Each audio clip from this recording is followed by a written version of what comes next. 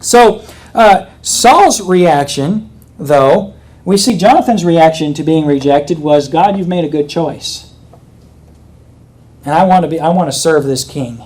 Saul's reaction was to try to kill God's choice and try to stop God from doing what he wanted to do, because Saul didn't think God was fair. He didn't think it was fair. The contrast, David's reaction, or Jonathan's reaction, it was one of love. His soul was knit to David.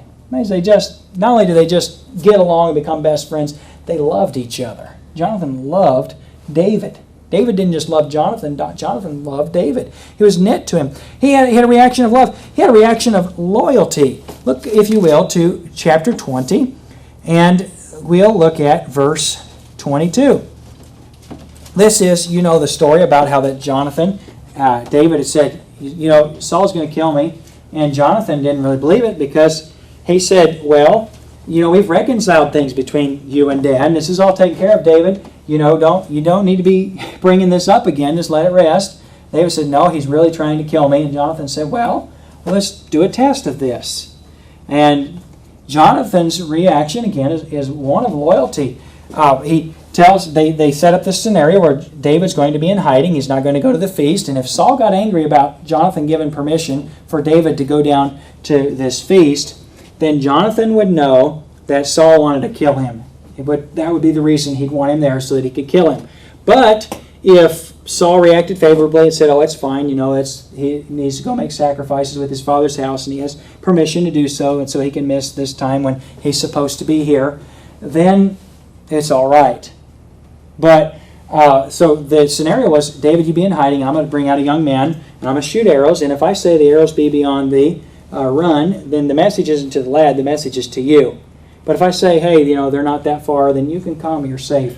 Everything's safe about it. So Jonathan, again, is loyal to David. Now I want to say something to you. Don't you think that Satan would have tempted Jonathan? Don't you think it ever ran through his mind? You think he was so dumb that he just never realized that if David were dead, then there's a good chance he'd get to be king? From man's perspective, I know that occurred to Jonathan. Jonathan wasn't a fool. But the interesting thing about Jonathan was that he loved David and he was loyal to him. And he didn't care. So if he takes my place, it's not my place at all, it's his. And he understood that what God has not given him doesn't belong to him. And Christian, let me point this out to you this morning. If God hasn't given it to you, it's not yours. And Jonathan could have been bitter about what God took from him. But the fact is that it wasn't his, and God didn't take it. And many times you and I will get upset about something not being the way that we feel like we deserve it to be. We'll become bitter about it. And we'll begin to manipulate. And we'll begin to do things that are against God and that are wicked. And the reason for it is because we believe we deserve something that we don't. And one of the great causes for bitterness, my friend, is feeling as though you deserve something that you do not. And Jonathan was able to deal with this matter of bitterness and be fine, not bitter at all, because he never had a sense of entitlement. Do you know that you can't really take much from somebody that doesn't really care to have anything? You ever met somebody you just couldn't upset them? Hey, the little children are interesting, aren't they? There's two kinds of little kids. There are a lot of kinds of little kids, but two little kinds with regard to this illustration. Little kid will give you anything. You ever met the little giver? With a sweet little kid. Those little kids are walking along, they've got an ice cream cone. You say, can I have your ice cream cone? They're just sweet, aren't they? And there's the other kind that are more like ourselves. And can I have your ice cream cone? They lick it up as fast as they can and turn around and pull it away. No, you can't have my ice cream cone. And they've only got one. Can I have your piece of candy? And try this with the little. I just love asking little kids questions like this. Can I have your candy? They got one little piece and they're all happy about it and ready to eat it. And they're like, yeah, they give it to you. Hey, you can't upset the little kid. Now take the candy away from the baby that doesn't want to give it up. And find out what happens. You'll have a storm on your hands. Take it from the other and nothing.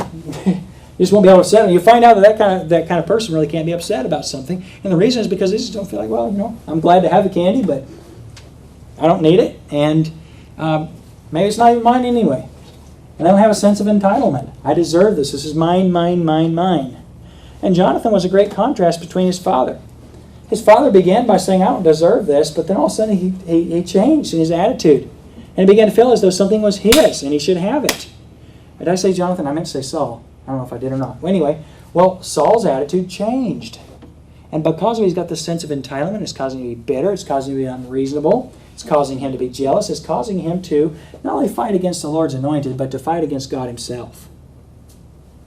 And the result is it's beginning to destroy his kingdom. How can you do the job of a king when you're doing something else?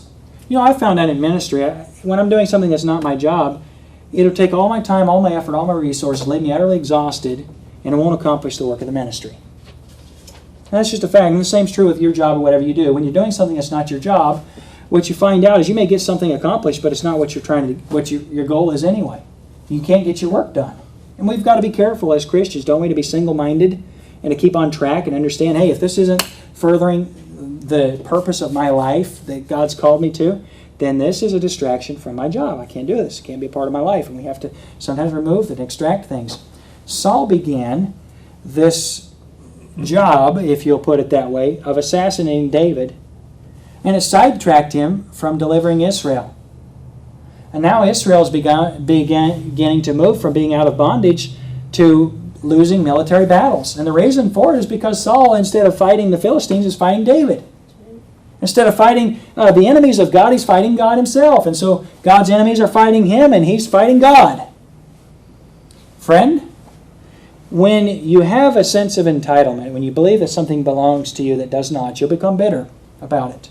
And the second thing that will happen to you is that you'll find yourself, instead of fighting your enemies, fighting the one who is able to give you victory over your enemy. Instead of fighting your enemy, you'll be fighting the one who is able to give you victory over your enemy.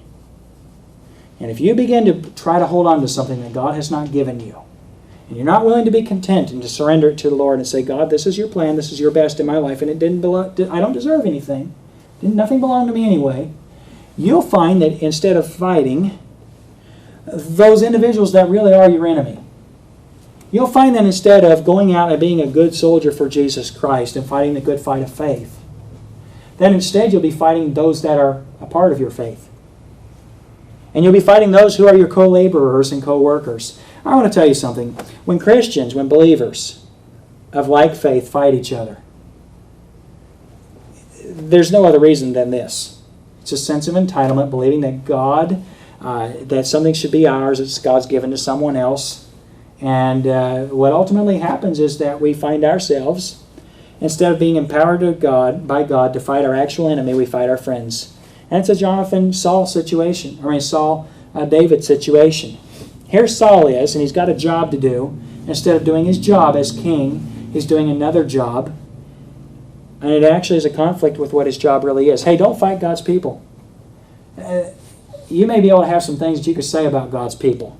You might be able to say they're wrong about this, and this. Don't waste your time fighting God's people. Fight the enemies of God. Just don't spend your time in it. Hey, do you ever have to stand for something when you're attacked? Not really. Not as much as we think we do. Well, they said it and people misrepresented me and people believe this about me and it's not so. David fought Philistines when Saul was pursuing him. He went and lived in Ziklag. I don't think he should have, but he did. Went and lived with the Philistines. And when he went out to battle, he didn't go out against Judah. He'd say, I went out against south of Judah, but in actuality he went and wiped out the heathen and killed so many people that there wasn't anyone to tell the story.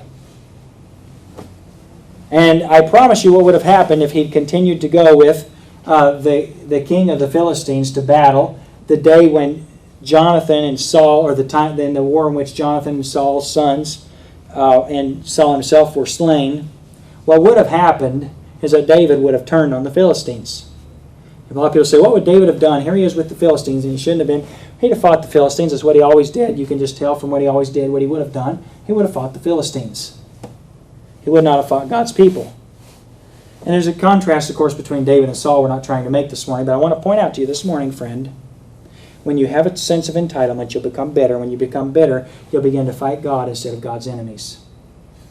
You'll begin to fight against God just like your enemies. It's interesting, isn't it, how good people can get just in such a position. You ever found yourself kind of in that position before?